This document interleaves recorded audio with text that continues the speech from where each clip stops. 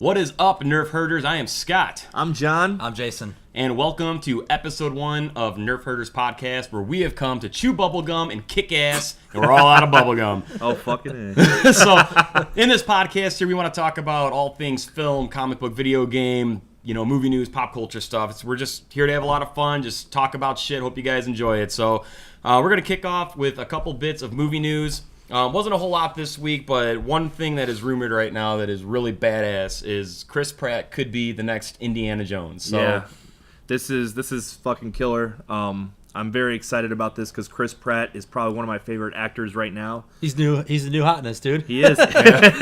He's the new hotness, and he's doing it right. So, I mean, Guardians of the Galaxy just ruled ass on that. And then, all this Jurassic World stuff coming out, he looks the perfect part for that. So I'm really excited to see him take over as Indiana Jones instead of Shia LaBeouf. Yeah, hell yeah. Yeah, I agree. I think he's got the look. I think, he can pull off that serious look like Harrison Ford did, where it's, there's the comedic value to it, but that serious grittiness to it that Harrison Ford brought. And to be completely honest, when they were talking about relaunching this, I was up in arms. I know we were all up in arms. Yeah. But now, as soon as that rumor came out with Chris Pratt, it's like, you know what? I can get behind this. Well, it's weird because it ended with Shia LaBeouf as like the new, taking over the mantle, but his career just totally went to shit. Until Harrison Ford snatched that damn hat back up. Yeah. Yep. Sorry, kid. Well, it's weird because I kind of see it as just like him just being Star-Lord, but in a different outfit. That's basically what it is. If you look at it, it basically is Indiana Jones. But in if you watch Guardians, though, he's definitely kind of just reminds me so much of Harrison Ford in the sense that he's like that playboy, that sexy playboy, but he's also that badass. You know? That's what Indiana Jones. Indiana Jones was like the sexy badass teacher who all the chicks wanted to do, and all the guys, all the guys wanted to be him. You know what I mean? Yeah. Like I wanted to be him, and I don't know. I think he'll pull it off. That'll be crazy. Is that rumor good. or is that confirmed? It's rumored right now, but I would say with him being as hot as he is right now, that's probably I would imagine they're going to have to try to lock that in. Well, because Indiana Jones, that's Disney now, ain't it? Yeah. That'll be so, Disney. Which is another thing he's got going for him now too. So I wonder if Spielberg is going to direct that, or if he is not going to direct, or he might executive producer, some bullshit like that, where he just kind of puts his name in there. I think they have to let Spielberg have a hand in it because he's just been so instrumental in all the other films, but I don't know. I think they're going to exclude George Lucas, just like they did with the new Star Wars. They're like, George, go to your ranch and do your tours. Yeah, dude. Don't look at me. Nobody look at me. Can't look at the motherfucker in the eye, or else Illuminati kill dead, you, dude. Yeah, you're dead. Some ritual shit in the Red Forest Woods or some shit. Oh man, yeah. So it's cool. I'm down with it. Yeah, definitely. Yeah. So and also. Just recently announced too, in which I saw and you guys saw before me. John Wick 2 is coming, which is awesome. That was one of the better action films in a long time. Yeah, dude, I thought it was better than any of the new Arnold films that have been put out. Yep. I thought it was better than any Stallone film that's Expendables 2 was probably the best action film I've seen up to John Wick. You know what I'm saying? Yeah. So, John Wick I thought was totally just a breath of fresh air.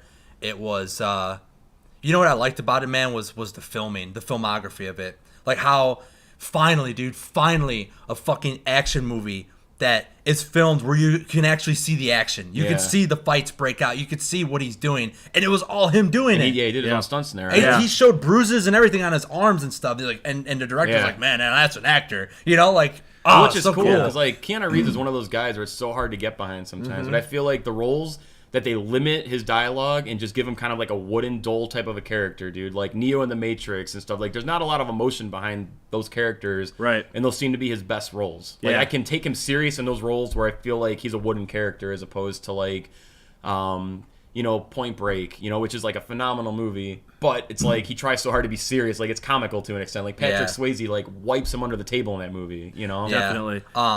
I was very excited about this movie, and especially like you guys said, like all the live action stunts were that's what made it for me. Yeah. He did all of his own stunts. It was all 100% real deal. None of this fast cut bullshit. It was like, hey, here's the action sequence. Yeah, you know what I mean?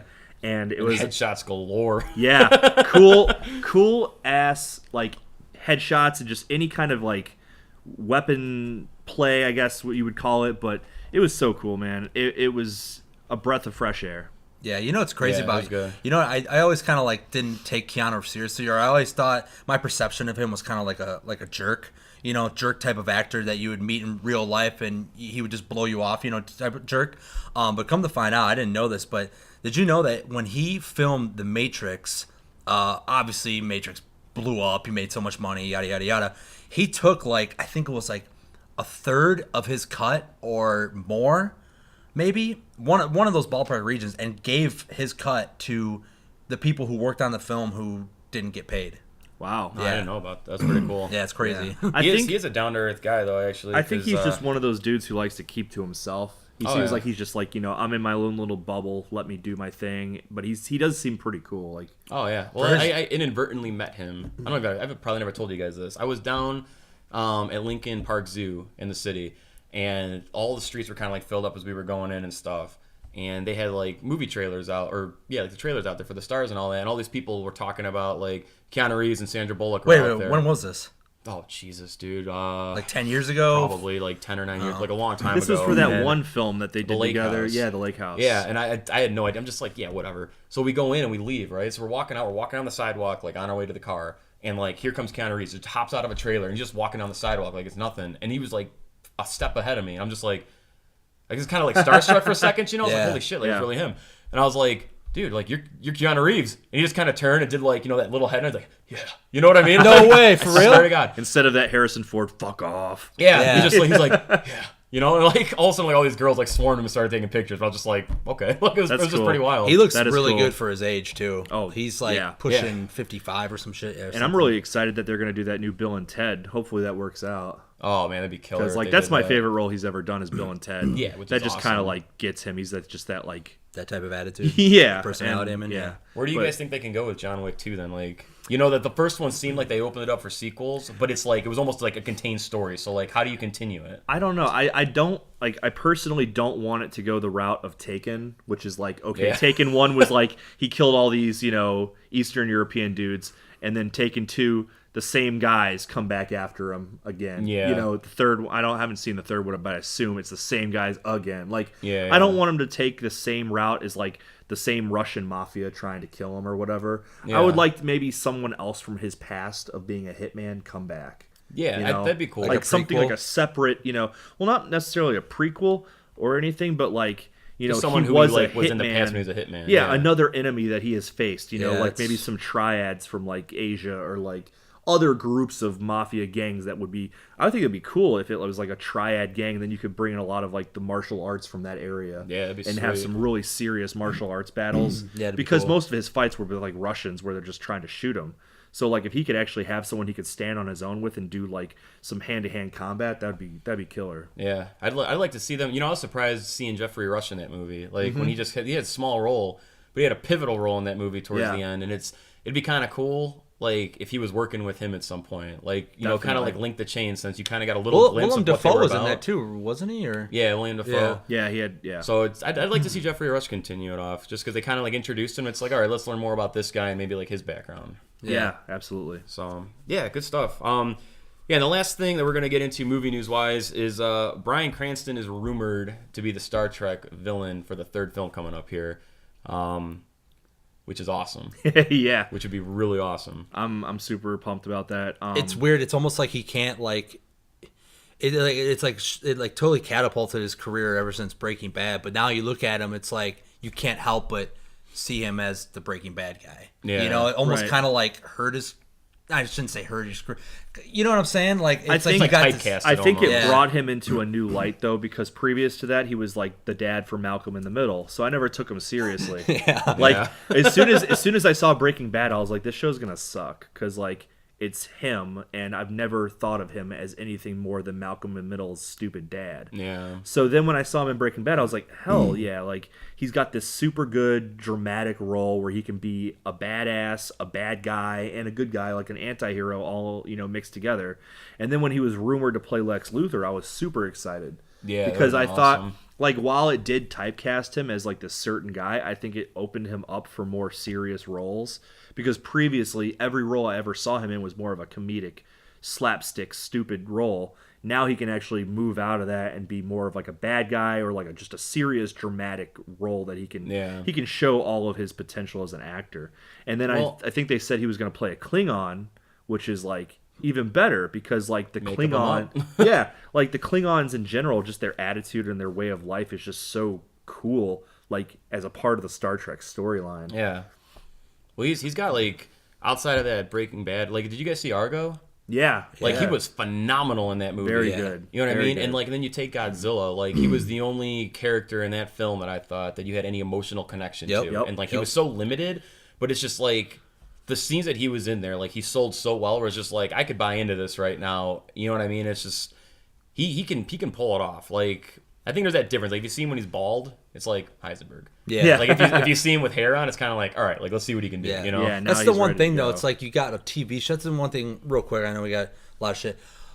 Like a TV show, you get so used to like seeing someone like episode for episode. Like I'm watching Sopranos, dude. Like I mean, James Gandolfini passed away, but I see it. It's like, oh my god, man! It's like you absorb all these characters like after every episode, and every episode's an hour long. Yeah. You know, and then you try to condense a 2-hour movie, and you only have so much spotlight on the silver screen. So it's like you're trying to really, you know what I mean? So it almost seems like TV shows are kind of like taking over. You know, Game of Thrones, Walking Dead. Well, I mean, freaking the Netflix is releasing the Daredevil. Yeah, which is crazy to think that it's coming from a subscription service now, like not cable. Yeah, exactly. Which means enough people are on there where they trust putting something out there like that. I mean, it's a Marvel property. TV shows are really starting to like hit hard. I mean, they got Gotham and they got Arrow, Flash, like the 3 big ones. Those are bigger than any DC movie franchise that's happening right now, you know? Yeah, DC's got to get their act together and make sure this shit pans out. Yeah. But that's another topic for another day. They're way behind the curve. So yeah, we got 2015 is here and we got so many good movies coming out. So it's already February, dude. Which is crazy. It's already February, and like in 2 months it's going to be no more snow and 3 summer more blockbusters. Hello, summer blockbuster and season. Like my fucking wallet will be drained. Be opening up, man. It'll be like lint and coins. And like movie stubs and like, here's your free popcorn. Thank you. Oh god, dude. Yeah, so we got a bunch of movies we're looking forward to, you know, and as the year goes on, there's always so many more that pop up where you're like, oh, I forgot about this, or something creeps up that you're like, it's got a good cast and you didn't know it was coming out, but so we got a list of some that we want to talk about that are coming up. So these are like the anticipated films as of right now, and the first one on here is Terminator Genisys. Yeah, I'm anticipating it, but I'm also worried at the same time because the last 2 have been like complete trash. And then this one, they released that teaser that came out, and I was like, hell yeah, like that actually looks good. Like everything for the teaser looked really good. And then they started releasing like real trailers of it, and I started to get a lot more worried because it just started to look a lot worse. That's how I feel. It's so confusing. Like I watch the trailers, and I mean, it's a good thing about a trailer. Like you don't want to have the whole movie spoiled for you, but it's like, what the fuck is going on right now? The timeline is super weird, and then you got like, I don't know. They're doing something where they're putting like really unnecessary music in where they should have like more epic, dramatic music. Yeah, like these like poppy songs for these, like the T-1000's cutting his arm, and it's like, he like chucks the spear. It's like, what the hell is this? Like the first 2 Terminators were known for the movie scores, like this dramatic music that is so epic, and then you go from that to these other movies, which is just crap. And then now they're trying to put this new age, poppy music in this trailer, and it makes me completely like get out of it. I'm not even into it anymore. I wonder if Brad Fiedel is even doing the soundtrack or the score. It's probably some.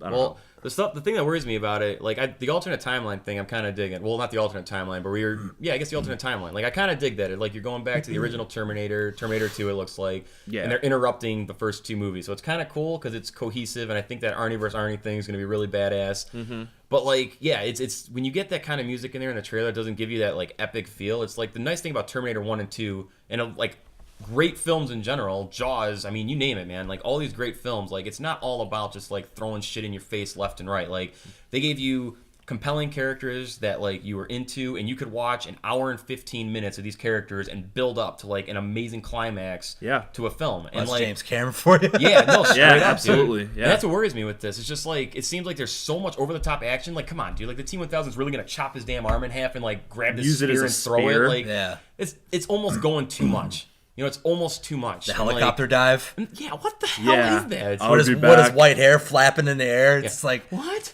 Yeah, I don't know. I mean, I guess I assume they're gonna do the whole thing. Well, it's organic matter, so like Terminators now age or something like that.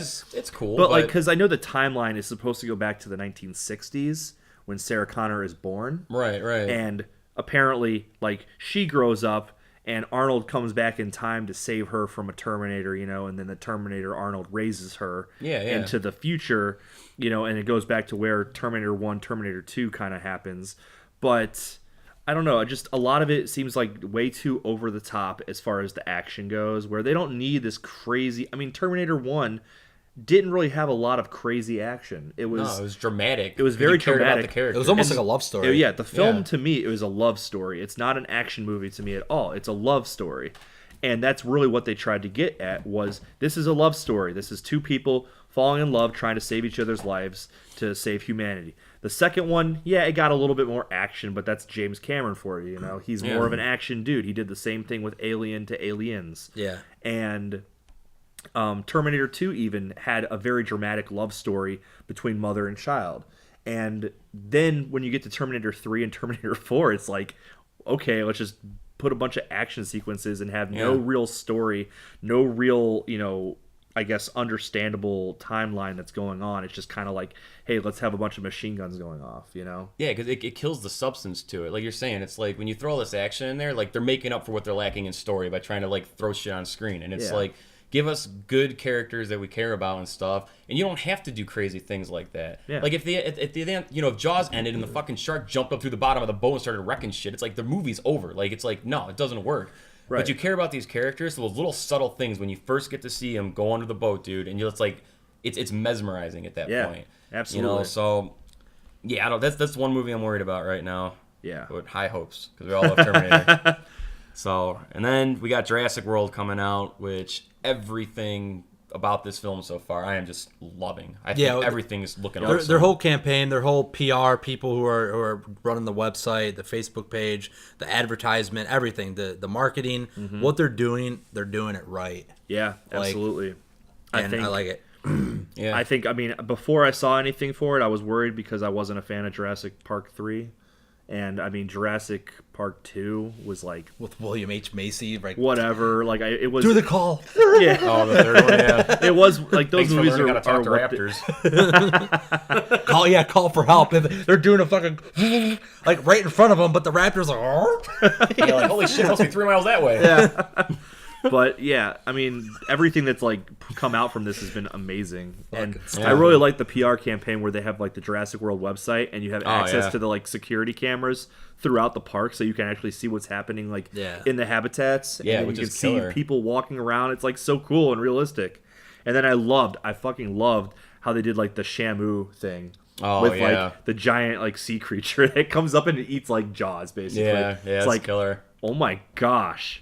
I love when they do stuff like that. I love when they use like they did it a lot with the first one where they kind of showed the, you know, how enormous these creatures are compared to humans. And like I love how they did that with that thing where they had the shark, which is probably 16 feet to 20 feet. You know, it's a great white shark, and it's just so small compared to this giant creature that comes up and eats it. Yeah, totally. You know? Yeah, and it's cool too because I mean, with that Super Bowl spot. Like, it, you know, the first time you saw that trailer when the Raptors are running with Chris Pratt, it's kind of like, wait a minute, like, you don't know if they're what's really going him. on? You know, it's like it looks like they're together, but then, you know, you get total confirmation, dude. Like, Chris Pratt is like completely has control and command over these fucking Raptors. like whisperer, dude. Yeah, which is awesome. I love that scene where he's like, "Hey, eyes on me," and they're like fucking immediately. Oh my god. And it's like, cool. It's awesome. Like it makes the movie, and it's going to be something different for it because the thing that so many people here complaining about with this movie so far is they're like, oh man, you got to recapture the magic of the first movie. Well, it's like you can't recapture the magic of the first movie. That first scene when they pull up, when you see that Brachiosaurus, like you cannot recapture that. Nope. Don't try to make Jurassic Park again. Yeah. Make a kick-ass dinosaur film that continues with the mythology and the story that we already have established. And I think they're and doing make it it amazing and give us something new. And yeah, they're doing it. Yeah. We're getting some aquatic Exactly. dinosaurs. We got dinosaurs being trained. We have a new dinosaur to look forward to. Yep. Just give us a good dinosaur All on movie, the you know? old same island that what's his face failed. John to- Hammond. John Yeah, Hammond exactly. failed to Yeah. do.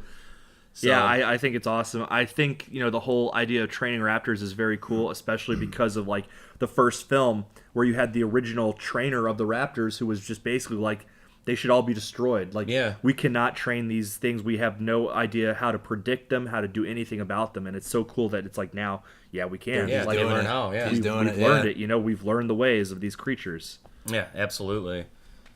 All right, next, the first real big heavy hitter, man. Avengers: Age of Ultron. Like, the box office holy breaker. crap, man! Like, Dude, this is- who has not got goosebumps watching that trailer 100 times in a row? Like, It's I time. think- It's time to break the record. We're gonna have a hard time finding our like usual theater seats, like right in the middle or in the front there. we'll Like, get them. We're gonna We'll get there them. like 3 Yeah. hours early. Yeah. We're camping, dude. Like, We just came to see Star Wars Episode 7. Yeah, we're here for the trailer. But I mean, Yeah. how epic does everything look, dude? Like, I went back and I rewatched the trailer for the first movie because, like, I rewatched Avengers recently just to kind of like get ready. I went back and watched that first trailer. I was just like, you know what? For the first Avengers one. 1? Yeah, Okay. yeah. So I wanted to like, okay, what was the tone they were going for in that trailer? And like, you go watch it, and it's like, it's high octane energy and stuff, dude. And then you watch like this Age of Ultron trailer. It's like really dark sounding, dude. Like the music is really eerie and haunting, and just like, Yeah. you can't help but hum it to yourself all damn day. Like it sticks in your damn head. And it's got almost like that Empire tone where it's just like, this film's going to go a lot darker. There's going to be a lot more to like learn about these characters and stuff. Yeah. And I mean, the film's got to be at least 2.5 hours, man. It's going to be just gotta an be. amazing feat. I mean, you're introducing so many new characters, even, Well, you know? yeah, it's got to go through a lot of story. There's a lot of characters to get through. I mean, because you basically are going to have, the Avengers, and then Ultron's going to come into the mix. They're going to battle Ultron and get fucked up. And then they're going to have that whole section of the movie where they're going to have to kind of reevaluate their situation, recollect Exactly. themselves, maybe travel to South Africa, Going to the exile whole while like he Black Panther reigns. storyline, something like that. You got Dictatorship. to bring Black Panther into it, and then you got to go back for the final battle. You know what I mean? Exactly. With Ultron again. So they have a lot of story to cover. I think the best thing I like about the trailer is definitely the music because they're using the Pinocchio Yeah. theme where there's no Yeah. strings on me, but they make it so eerie where it's just like, holy crap! I didn't know they could take like a Disney theme that's all happy and fun and turn it into something so like malice and like Yeah. evil Yeah. sounding. Like Which is cool because Ultron's like AI. So Yeah. it's like everything that Yeah. he's learning. He's an artificial intelligence. So like, it's kind of neat because like, the whole idea of Pinocchio, like there's gonna be like that symbolism throughout the film, dude. Like on how he Exactly. takes from it, like I have no strings on me, but you take it as like this cute kids film, Right. And you turn into this dark thing, which is like I'm an evil bastard, and like I have no strings on me, dude. Like I'm free. It's eerie, like how they manipulated that. definitely. And there's so much in this. I mean, you got to take Phase 2, everything in Phase 2, like put it into this movie, introduce these new characters, set up everything in Phase 3, and still make a movie to where if people didn't see any movies in Phase 2 and they just went from Avengers to this, like it has to flow. Yeah, And exactly. that's an unbelievable task to put on a man's shoulders to be like, listen, make this shit work. It's, Right. it's crazy. Well, they had to have had like some sort of blueprint from day one. They Oh, had yeah. to have. I mean, Yeah. they like they said, man, they got their shit mapped out for the next 5, 6, 7 years. Oh, yeah. You know, Joss it's- Whedon he's the architect. They know what and they're he's got doing the before they blueprints, even know what they're doing. You know what I'm saying? Yeah. Yeah, it's unbelievable. On frickin' real. So next, I mean, we got Ant-Man coming. That's the other Marvel movie this year that we're getting. Yeah. Which the trailer's like intriguing, but I think the thing that I like about this movie the most so far is the fact that like it's the first Marvel movie we're getting where it's not going to be an origin story per se. It's more Michael Douglas, Hank Pym's already got all this created. He's got the Ant-Man suit. This is more of like a passing the torch down to the next generation to take over, and I think that's something new, and it's going to be something fresh because these origin stories are going to get old after a while. Definitely. We can't get origins, 2 movies every year origin stories. And go ahead. I think it's going to be comedic relief, especially after Yeah. Age of Ultron's dark ass That's the main thing I was actually going to be happy about.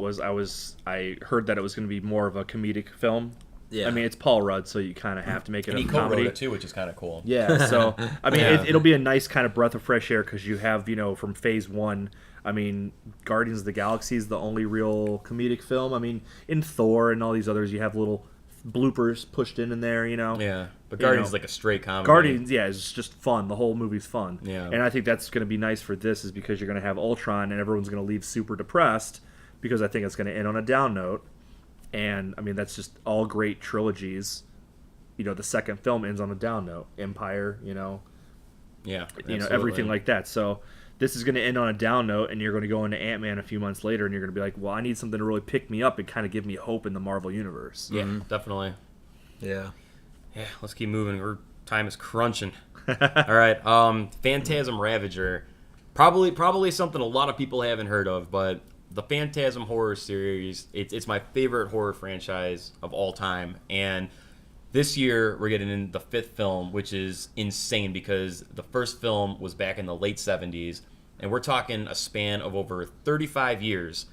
Same characters, same actors, a continuing story, and I mean, this is crazy. It's one of the craziest feats in cinema history, in my opinion. I mean, you got 35 years and you're still continuing something with all these same people. They're all there, and they all still have their like young, youthful, like rejuvenating attitudes on camera.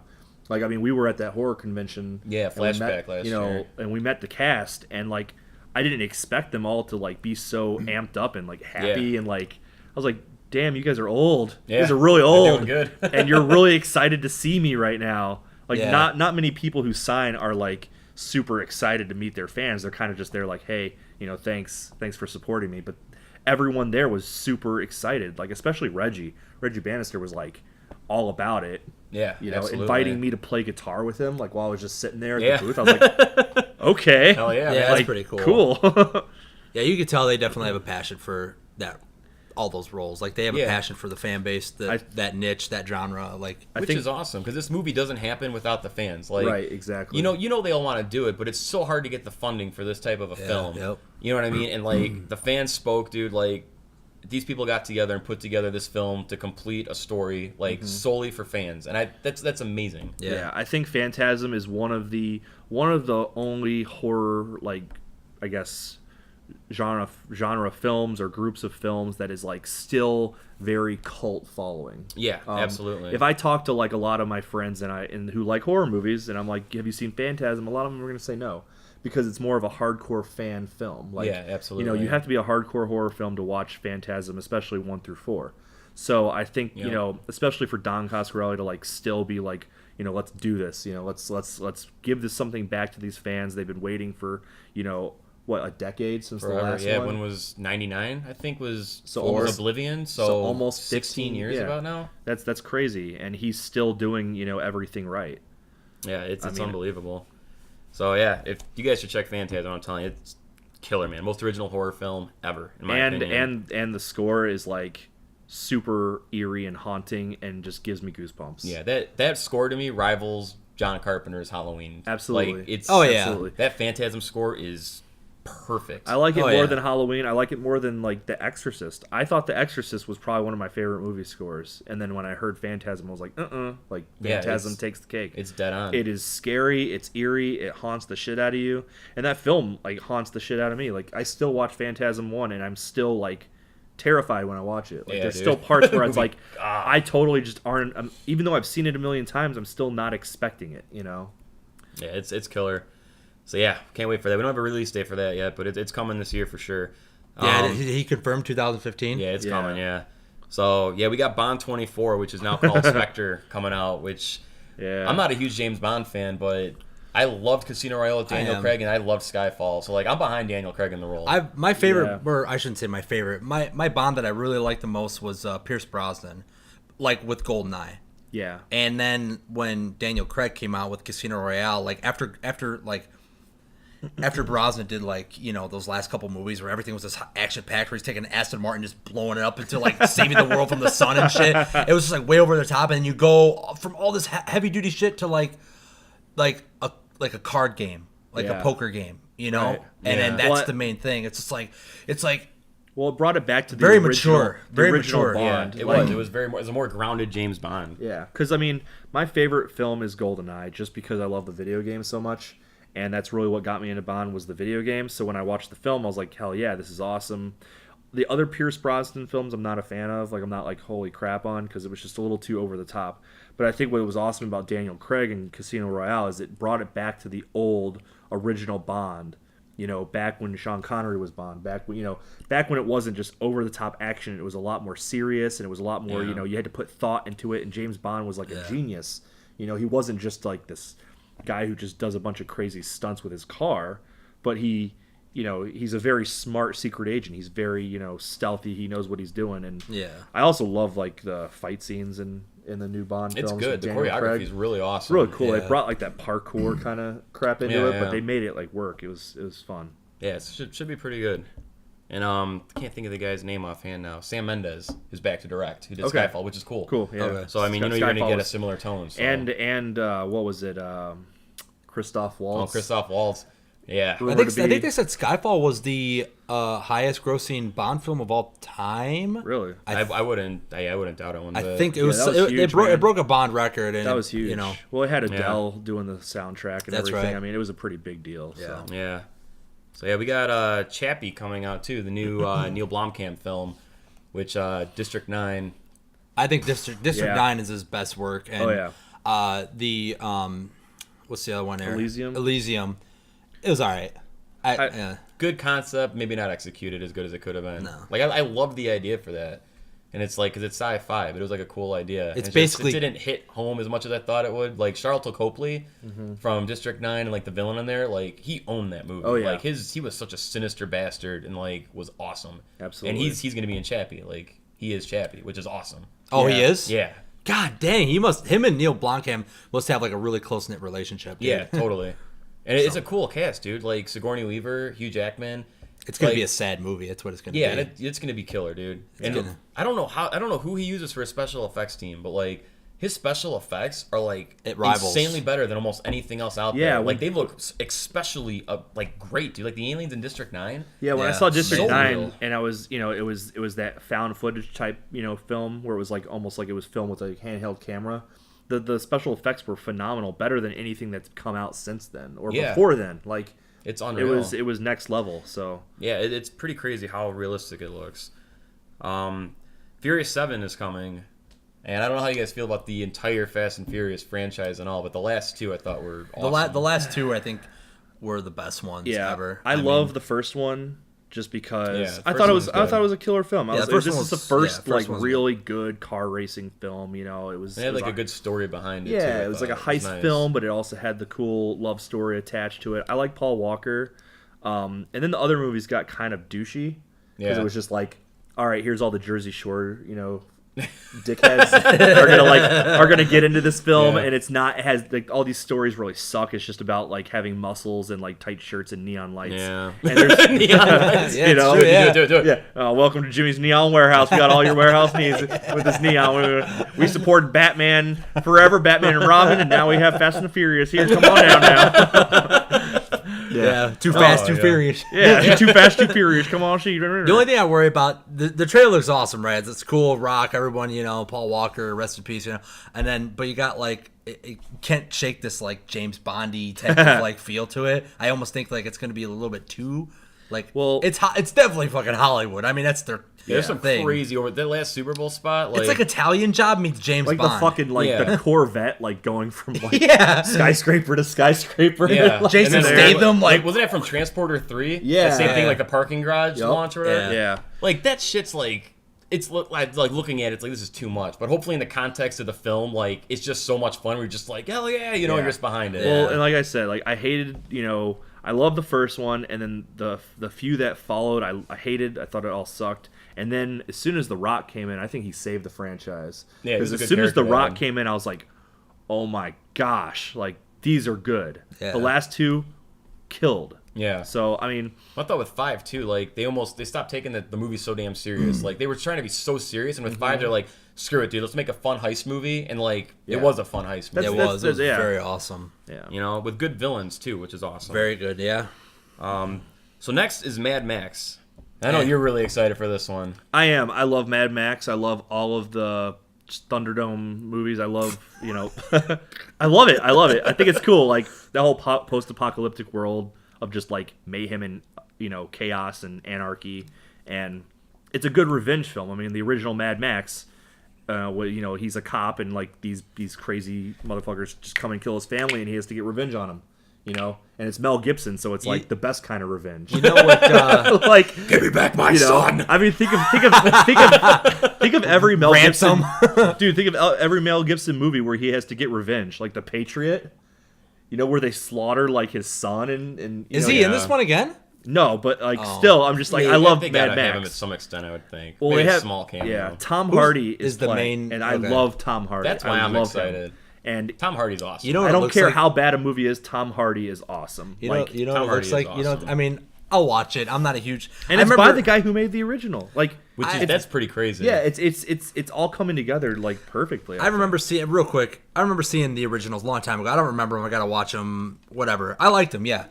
I saw this trailer and I was like, You know what it reminded me? Like, I'll watch it and I'll probably like it and I'll be like, oh wow, I was wrong about this whole time. You know what it fucking looks like to me? It looks like Underworld, but in the desert, dude. it's just that's what it looks. Or Underworld. Hello, I'm a death dealer. What's the movie with Kevin Costner? Waterworld. I said Underworld. Waterworld. That's what it reminded me of too, like Yeah. all that grimy ass. Yeah, Waterworld, but Yeah, like the smokers. like Land World. Land World. Land World. Yeah. desert world. Oh my god, Mad Maxie. Then you gotta have a horror remake every year. That never fails. Oh so god, Poltergeist is coming, which is something I was excited for. Poltergeist. PG. From the It's get gonna go, be yeah. PG. Right? I was excited from the get go about it because I feel it's one of those movies that you don't have to do a shot for shot remake. Like it's a Poltergeist, man. It's like The Conjuring. You can do a ghost story, but just like make it your own. So I figured they'd make it their own a little bit. And then the trailer came out today, and there was like things that I thought were cool, things that I thought were like, eh. And now I'm kind of like, is this going to be one of them shitty horror remakes again? Right. Yeah. I mean, I think I had just had it with remakes when they came out with Nightmare on Elm Street.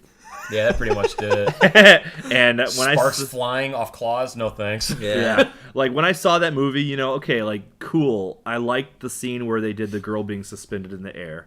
Like good for them.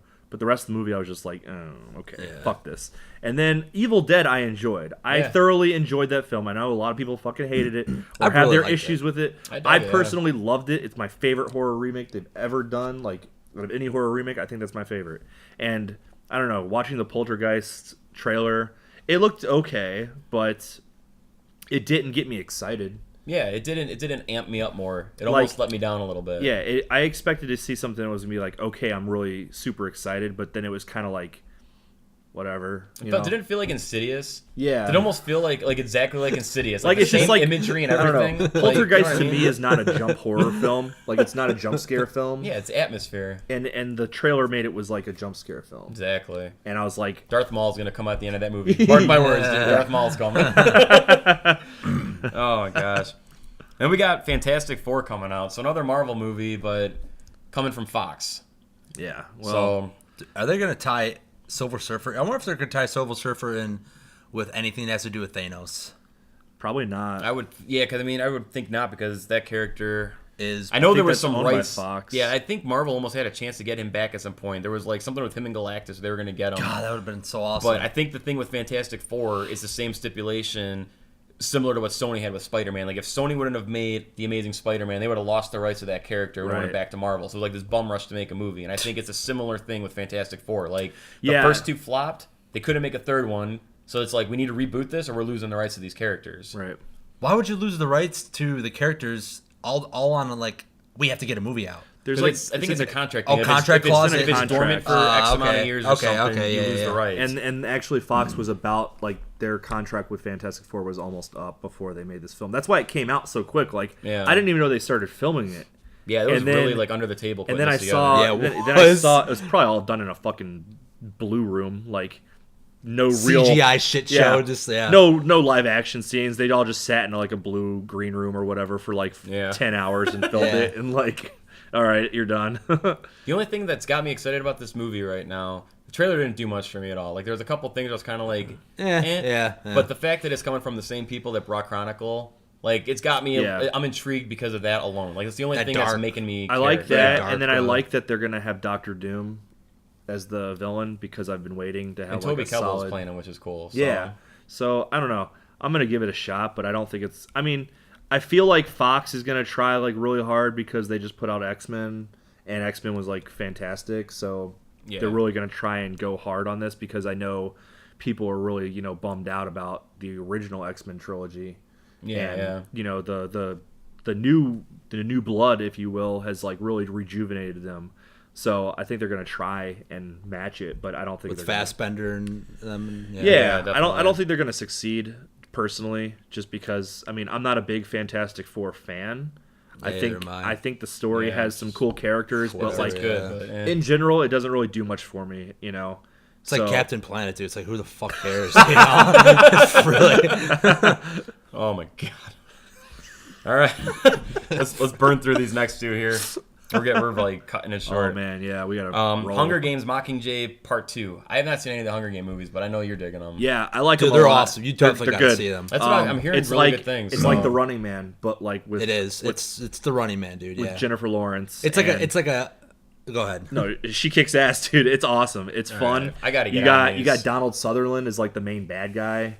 I love And, Donald Sutherland. Man. he kills it. And then you got what's his name, the guy from Twister and Well, he Capote. passed away. Oh, Philip Seymour Hoffman. yeah, he plays a significant role in it before he passed away. But yeah, it's awesome, man. The trailer, they show him in there, so I mean, they must I have think wrapped up they- filming right. Well, I heard what happened is he died right before they had this like. He was all done filming except for this one like significant scene. So he's actually there's like one part in there where he's actually like full blown CGI, dude, like Terminator Wow. Salvation Arnold. No mode. way. No yeah. way. Wow.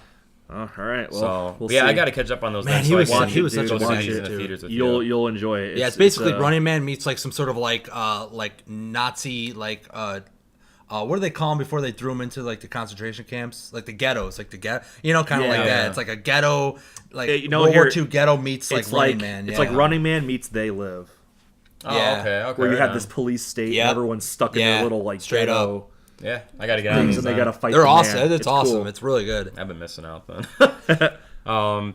Next one, man. New Tarantino film, The Hateful Eight. Probably the last one.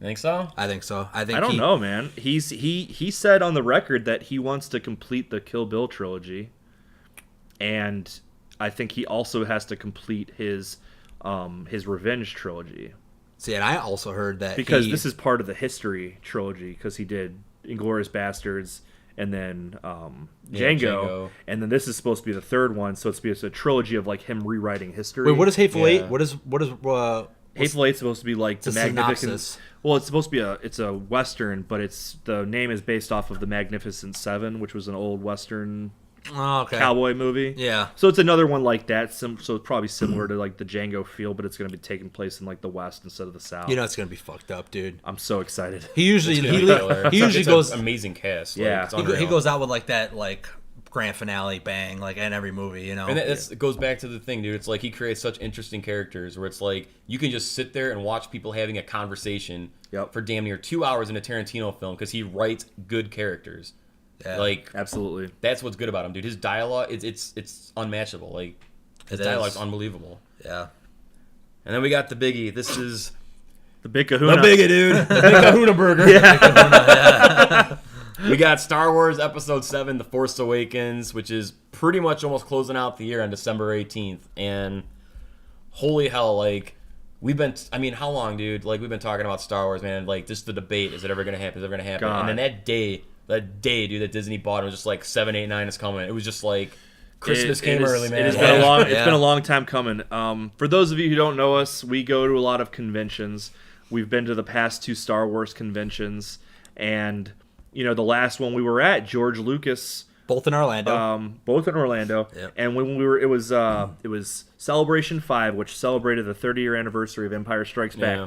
George Lucas was specifically interviewed on stage in front of a live audience, including us, by Jon Stewart. Which we And waited for like 12 hours just to get a damn seat. waited the in line for auditorium. 12 hours on the concrete, watched some like crazy ass kid do karate in his karate gi, at like 4 a.m. It was just wild. But it wasn't even real correct. yeah, it wasn't karate. It was Okay, just, yeah. anyway. But Jon Stewart specifically asked George Lucas, like, when are you going to make 7, 8, 9? And George Lucas said, never. It's not happening. It's not going to happen. And people are like, and everyone was just like, oh, okay, like, what a big letdown. And then 4 years later, Disney buys the rights, and hey, we're getting 7, 8, and 9, and it's all coming together perfectly. Yeah, there's nothing about this so far that's turned me off. Everything that they've done, every casting decision, all the people involved to put this together, it is literally like the perfect ensemble. And I know people, got all excited about the prequels and all that stuff, which I'm not a hater of the prequels. Like, I don't think they're great by any means. I just think the acting sucks ass and it's terrible directing. Like, the story's good. It just could have been handled a lot better. Yeah. They have their place. They have their place. They have their significance. They were poorly done, but I still love them a lot just because it's Star Wars. Yeah, and it's those the are the lore, yeah. I saw those in theaters. The original trilogy, I wasn't old enough to see them in theaters. I saw them on VHS. But I saw those first, episodes 1, 2, 3 in theaters. They had a big impact on me. Looking back today, awful fucking acting, awful directing, and awful CGI. Yeah. But, they had their place. This, on the other hand... Lucasfilm, it's like...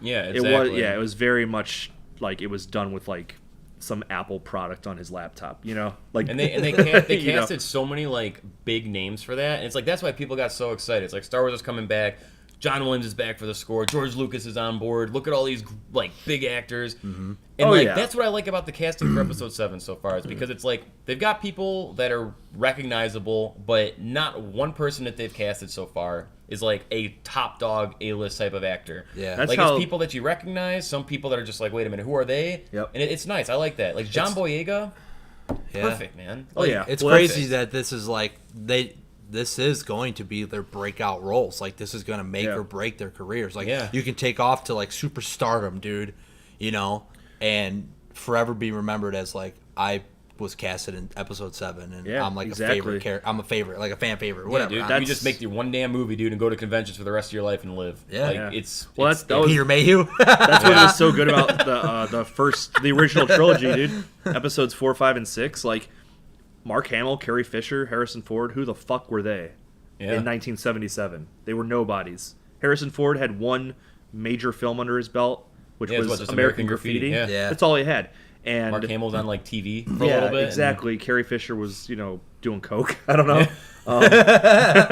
But like they were relatively unknown. When you went to see Star Wars, the Episode 4, you don't know who these people are, or at least they didn't back in the 70s. Yeah. It's the same thing with this film. We don't know. I mean, I know a few of them just from seeing them in random movies like Attack the Block. Oh yeah. But the majority of America is not going to know who these people are, and that's what I love about it, is because it's going to be breakout roles for them. New breath of fresh air, this new blood coming in, taking over the reins, and then you got the original 3 who are going to kind of just take a step back and hand down the torch. Yeah, which is awesome.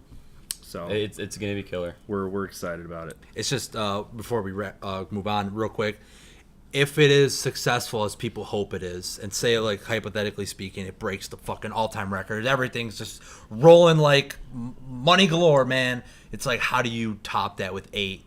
If Abrams says that he's not going to direct it, you got like out with the old, in with the new. You know what I mean? It's like, how do you pull like an Age of Ultron? You know what I'm saying? Yeah. Well, he's not doing 8 or 9. I know, that's the thing. Ryan Johnson's doing it, which is cool because he's the guy who did Looper. Right. And Looper was awesome and like really good tone. So like, and the acting is great. Like the guy Ryan Johnson knows what he's doing behind the camera, and I'm excited for that. Like I think that's awesome. I mean, I'd love to see JJ do it, but I think you're gonna see similar to like A New Hope and Empire. Like A New Hope is that fun, adventurous movie that we know we're gonna get that from JJ because that's what Star Trek did. He revitalized Star Trek, gave those fun all movies. All those movies are like that super awesome, amped up feel. And then you're gonna get that dark tone with 8, dude. Like that Looper tone, and that's nice, dude. It's kind of like paying homage to the original trilogy. Definitely. I think they're gonna handle it well, and they got their ducks in a row. Like they know what they're doing for sure. Yeah, Disney's killing it, man. So yeah, dropping off of that, comic book stuff. New Star Wars comic book came out. Yeah. Which we were freaking out about, and now it's like it's so hard. It's supposed to take place after A New Hope and lead you up in Empire Strikes Back. But like you almost can't look at it as that story. Like you almost got to be like, all right, this is just its own separate story because they fucked shit it up happens a lot. where it's just like what? Yeah, I've been expecting this for months. It's been hyped up for months. Marvel did like 36 variant covers for it. You know, this is just absurd. This has been an insane, like, wild ride moving up to Star Wars #1 because Marvel finally acquired the rights to put out a comic book for Star Wars.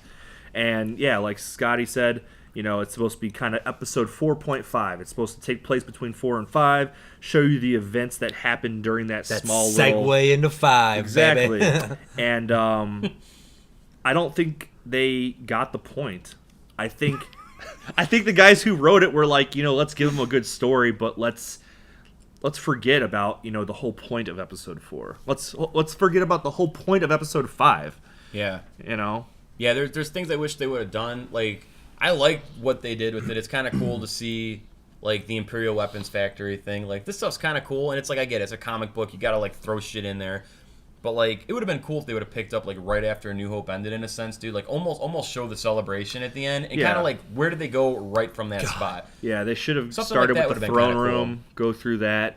Maybe have a few encounters with the Empire along the way. But, you know... Dude, real quick, that ending scene, that celebration scene at 4, God dang it, dude. It's every time. It's one of those movies, one of those things, man. It's like every time you see it, it's like, Yeah, dude. All right, continue. Chow it. Yeah, but just drop it, dude. Spoiler alert for the Star Wars comic book, man. The last page of this book, man. Like, you're reading the comic book, and it's like, cool, man. Like, this is cool. I can get behind it. It's cool to see these characters. And then... Luke and Vader have a confrontation. Like, what the hell is that? It blew my mind. I actually took my comic book and I threw it across the room. And I'm a freak. I'm a freak when it comes to comic books. I hate bending them. I don't like to even open them. I kind of like some of them I'll buy and I won't even open it. I'll go online and I'll download it. Like, just to have the comic book in mint condition. I'm fucking weird. But I bought 4 issues of this so I could open one of them. And I opened this one. I read it. Last page, Luke confronts Vader, which is completely like, what the hell? Yeah. They don't confront each other till the end of episode 5. It's not cohesive. And that is the point of Empire Strikes Back. Is like, you have this film. The entire film is Luke kind of growing up, getting some balls, and finally confronting Vader. His entire training with Yoda, the entire point, Yoda said it himself. You have to confront Vader. You have to confront Vader. You will not be a Jedi. You will not know shit until you confront Vader. I should put like a sign, like slowly come down. It's just like nerd alert. Yeah. and what happens? Oh, they put him in confronting Vader before he even meets Yoda and even knows anything about Vader. The only time he sees Darth Vader in I would have laughed my ass off, dude. What the fuck is It's this? so poor. It's like, help me, Ben. Yeah. Help me, Ben. It's like he's walking in this corridor and he's talking to Ben, like using his force telekinesis, and he's like, the midichlorians. I feel the presence of Vader. I feel him. He's in this room. And it's like, dude, the only time you've connected with Ben since he died was when you blew up the Death Star. The Death Star. And then on Hoth. And then on Hoth. Yeah. Like, you should not at this point be that, like, in touch with the Force. Yeah, I didn't you like couldn't, that shit, You man. couldn't even lift up an X-Wing fighter in Episode 5. Like, you are not in touch with the Force yet. So, you having a casual conversation with Ben Kenobi in his, ghost presence is fucking bullshit. And then for you to confront Vader and be like, all right, motherfucker, let's go. Like, you don't even know how to yield a lightsaber. Like, he's training in the Millennium Falcon, like, messing up and getting shot by a blaster. He doesn't even know how to use the lightsaber yet, but then as soon as he sees Vader, he's just like, let's go. Like, his balls drop, dude. He got all that testosterone out of him, man. You're about to fight the most powerful being in the universe, more powerful than the fucking Emperor, and you're gonna lose. You're gonna lose. Just, like, why would you even do it? I won't spoil it for you, dude. But the first 2 pages of issue 2, just don't throw your book, man. You'll want to. I'm in bed last night, dude, reading. I'm just like, motherfucker. Yeah, like, I have to like rip it in half. Dude. I haven't read episode or issue 2 yet. I have not, dude. I have not, and I'm gonna. The ending of that first one, man. I was with you on that, and when I was like, all right, please do something to just to like something happens where they have to like walk away from each other. Oh, fuck, man. Are you serious? He probably does some, like, ninja bullshit and, like, picks up Vader using the Force and just, like, throws him against the wall and then it's like, I must return. There's some stuff, man. The first couple pages, and there's a quote. There's a you'll know exactly what I'm talking about when you read it, dude. There's a quote that Darth Vader says, dude, and I'm just like, oh Christ. Like as soon as I'm reading this, like Darth Vader just said this, I'm like, God no, but it happens. Is the quote like? Is it a major spoiler, or can you say it? No, don't spoil it. I'll read it. I want to read it John tonight. to get pissed off naturally. I'll get pissed off, and then I'll have some ammo for next week. Yeah. All right, let's move it on to here. Video games, man. Yeah, what do you got, Bone? All right, I'll make it quick because I know we're wrapping up my time. All right, Ed Boon, guy who makes Mortal Kombat and shit, Mortal Kombat X. They said that it's going to be the goriest one yet, and it looks fucking awesome, dude. It does, man. It looks awesome. The pre-orders are cool, dude. You get the statue of Scorpion with the pre-order. Yeah. Oh yeah. Oh man, it looks so cool. They showed a fatality from Quan Chi, and Quan Chi just basically he possesses the guy, and he takes like a blade and like suspends it in suspension in midair, and he forces the guy to like walk through the blade and like. Oh shit! Man, it's crazy. This is a Quan Chi fatality. Yeah. You know. Next one, Call of Duty tops $11 billion in revenue, which is fucking insane. That game's still making money. Yeah, it's unbelievable. Yeah. Sony's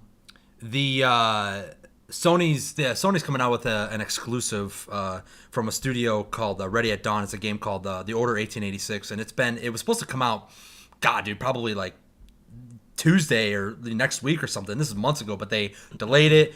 And a lot of people are about it. But the graphics, dude, it just goes to show you that, like, I think from a console perspective of like Xbox versus PS4, like PS4 is obviously I think the superior console, I think, because those graphics that they're pushing on that game, man, are absolutely, it's incredible. Yeah. And it's weird because it's cutscenes, and then the cutscenes roll. Because usually when you play a game, you have like a cutscene that looks amazing, and you go to the gameplay, and it's like bullshit. Yeah. You know, the cutscenes roll into the gameplay seamlessly, and it's just that game is just, they dropped new trailers for it, and it's coming out soon. I forget, like next month or something. I forget. I can't remember the day off the top of my hand.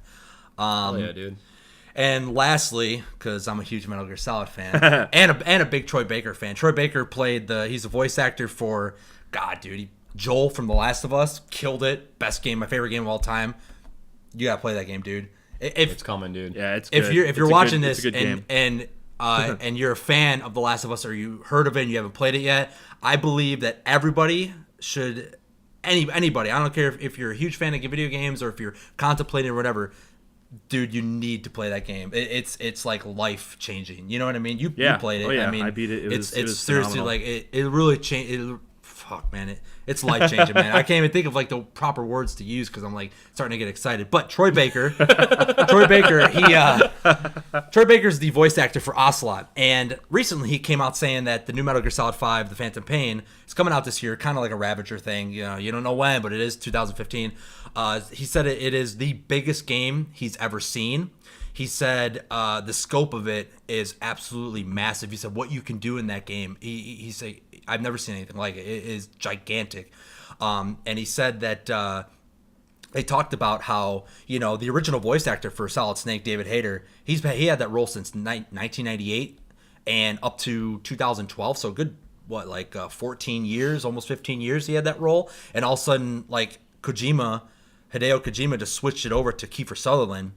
And he said, Troy Baker said that, he said, quote, that they put Kiefer Sutherland through the fucking ringer. That's what he said, dude. They totally got their money's worth out of him. Wow. Yeah. Like, he literally says, he's like, they put him through the fucking ringer, dude. So, I mean, I'm really curious to see, because obviously he probably signed like an NDA to like he can't talk about the game. So he was trying to choose his words carefully. Yeah. And he said that he's very curious to see what people think of the game, because it's bold and it's a very different direction. Yeah. And I'm just like, man, what the fuck, you know? Like, it's so weird because like all the Metal Gear Solid games, man, are just so unique and way ahead of its time. Like even Metal Gear Solid 2, dude, back in sophomore year, freshman year, that shit came out, dude. 2001. I remember playing and beating that. I was like, wow, this is awesome. Like, it's more story than game, but it's really cool. But I don't really understand some of this shit. And then I replayed it like 2 years ago, and it's like, Whoa, fuck, man. These are some heavy-duty issues. Talking about secret societies, cloning, DNA manipulation. You know what I mean? It's like some heavy-duty shit, dude. Yeah. You know, and this is back in 2001 when video games were still kind of like, you know, PS2 and all that shit, you know? Like, you were playing Mario and GoldenEye and Tony Hawk, dude. Tony Hawk's Pro Skater. And then, finally, I've just been playing The Wolf Among Us, which is, God, dude. Yeah, Dude, like, you got me excited. We were talking the other day about that. That's kind of like, that's cool. Wolf Among Us. That Walking Dead game was killer, dude. So did you play it? The Walking Dead one I played full through, which I loved. Oh, you did play it? Oh yeah, I loved it, dude. You beat it? Yeah. Dude, I cried at the end. Oh, dude, how can you not, dude? Yeah. It was such an emotional ending. It was just it hits you, dude. So. You get attached to him. But that's why I'm excited for that, dude. Like, how is that? I just beat episode 3. I got to play 4 and 5, and then that's it. It's only got 5 episodes. Yeah. That's what they do. But oh man, dude, like I was telling, it's kind of like Sin City meets like this very weird like red light district type of like sex New York, very mature, eerie vibe. That's what you get from this game, man. It's like red light district meets Sin City meets like, you know, sex and prostitutes and drugs and drinking and smoking and swearing from like these characters that you wouldn't expect. Yeah, you know what I mean? Like, well, I played the first episode. It was a breath of fresh air for that kind of a style.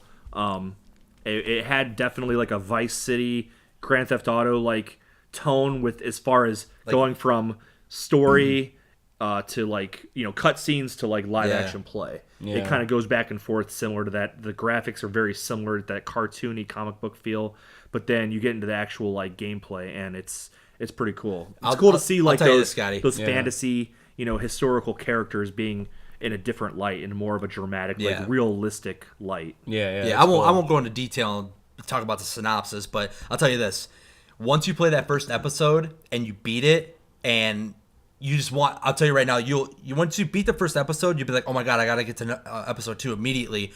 And I remember Bernice played the first episode. I was kind of helping her, you know. She's like, what should I do? You know, because she's a girl, doesn't really know how to do that shit with the controllers and stuff. And she beat the first episode, dude, and she was like, holy shit, like, I want to play number 2.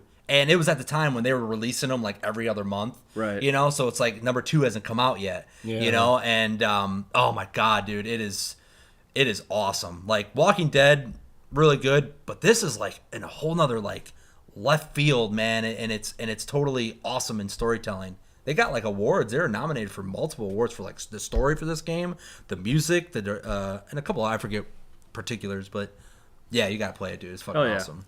Hell yeah, man. Cool. Sounds good. That's everything that we want to cover today, man. Yeah. So yeah, we have like all these different little fun segments that we've kind of like thought of, and things that we want to do just, you know, for fun to create some discussion. One thing that we've been talking about want to do is like epic movie quote, man. Like, there's so many killer quotes out there that just like define a movie and define a character. So yeah, today's first quote, man, since we're all Star Wars nerds, Han Solo in The Empire Strikes Back, dude, right when they're about to go through that asteroid field, dude, never tell me the odds. One of the most badass quotes Han Solo ever says, man. That is that's like one of my favorite lines from all Star Wars in general. And I think it says a lot about Han Solo as a character, and, you know, just the whole sense of episodes 4, 5, and 6 being so much about like your gut instinct, you know. Your gut instinct. The first 3 were like, oh, midichlorians, you know, it's all about biology and all that crap. And then, you know, but the originals, it's all about your gut instinct, your insides, your genetics, you know, you're just your how you feel in like your mental and emotional state. And, you know, they're always talking about, you know, I have a bad feeling about this. You know, it's all about just that emotional connection. Yeah. And I think never tell me the odds. He's just like, fuck the statistics bullshit. Like, I don't need that. I have a gut instinct that tells me I can successfly navigate this asteroid field. And he does. As like all these motherfucking, you know, TIE fighters are crashing and burning, you know? And he goes and flies. But dude, that was beautifully put, man. That was straight up. That was bangarang, dude. Yeah, it was bangarang Rufio, dude. Yeah, I got nothing more to add to that. Yeah, you basically put the nail on that damn coffin right there. I just sent it out, dude. Hell yeah. Well, that's our first episode, man. Hell yeah, dude. That was killer. All right, good, man. So. Yeah, that's it, dude. Subscribe to the YouTube channel. Weekly podcast, dude. We're eventually going to try to get this going live and stuff. So, once we kind of get people watching, we can interact. But definitely subscribe to the channel. Keep up with everything. Check us out on Facebook, facebook.com/Nerf Herders Podcast. We're all on there, so let's just have fun, dude. Yeah, and and just please, want to nerd out like you guys. I would highly recommend just send us any kind of suggestions or any kind of things you want us to talk about. If you have a specific topic or a specific game, movie, comic book, anything you want us to cover, just post it on our page. We'll immediately read it, we'll respond, and then we'll try and incorporate it into the show as best as we can. Hell yeah. Yeah, that's pretty good. Cool, man. Well, that's it, dude. Thank you guys for tuning in. We will see you all next week. And until then, keep on Nerf herding.